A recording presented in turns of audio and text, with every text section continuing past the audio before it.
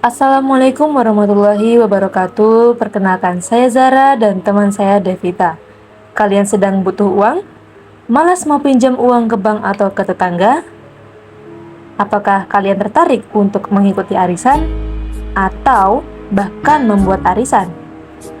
Oke, sebelum mengikuti arisan yang tidak jelas, yuk simak video ini sampai habis.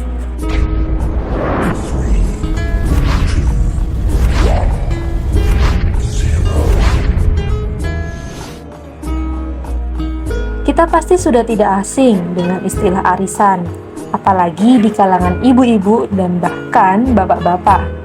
Arisan adalah kegiatan mengumpulkan uang atau barang yang bernilai sama oleh beberapa orang yang kemudian akan diundi. Undian dilaksanakan dalam sebuah pertemuan secara berkala. Praktek arisan menggunakan akad qard. Qard dalam konteks arisan adalah orang yang memperoleh undian telah meminjam atau berhutang uang kepada anggota arisan yang lain. Sebaliknya, setiap anggota dalam arisan turut menyimpan uang tersebut yang selanjutnya disebut orang yang berpiutang. Dengan demikian, arisan sama halnya dengan akad utang piutang.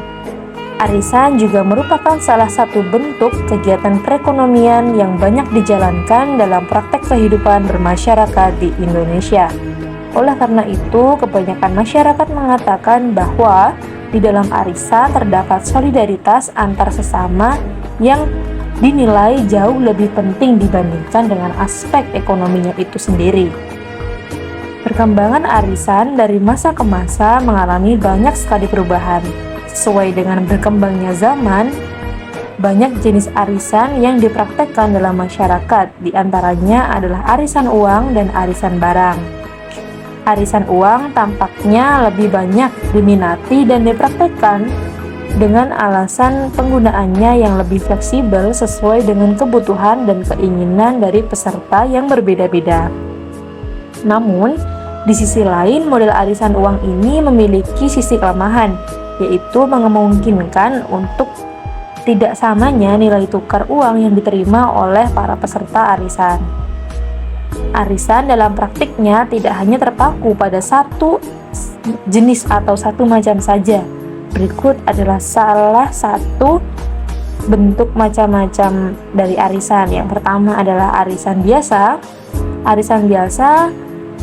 Arisan yang biasa yang sudah disepakati di awal bagi pemenang arisan mendapat pinjaman tanpa bunga, sedangkan pemenang di akhir periode memberikan pinjaman tanpa bunga juga. Yang kedua adalah arisan tembak. Arisan tembak disebut juga dengan arisan lelang.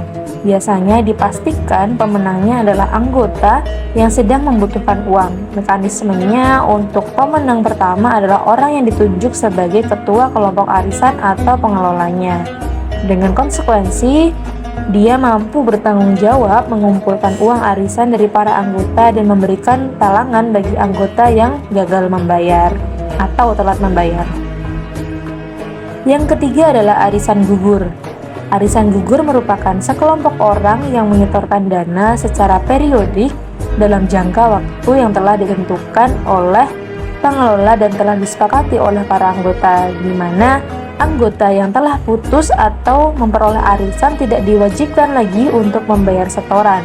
Mekanismenya, pengelola mengumpulkan sejumlah orang dan menetapkan jumlah nominal per bulan dalam jangka waktu tertentu. Yang keempat adalah arisan menurun.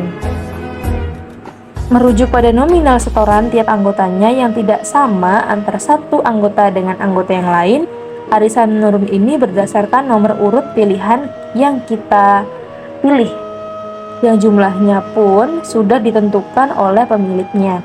Dikatakan menurun karena iuran semakin ke bawah semakin kecil pula jumlah uangnya, walaupun jumlah uang yang akan didapatkan sama setiap anggota, di mana arisan seperti ini tuh hukumnya haram karena menimbulkan adanya debitur ataupun kreditur dan adanya sifat untung-untungan dan unsur gurmun atau kerugian. Yang kelima adalah arisan online. Sesuai dengan namanya, arisan dilakukan dengan perantara dunia maya atau internet. Utamanya adalah sosial media seperti Facebook, Instagram, WhatsApp, dan lain-lain.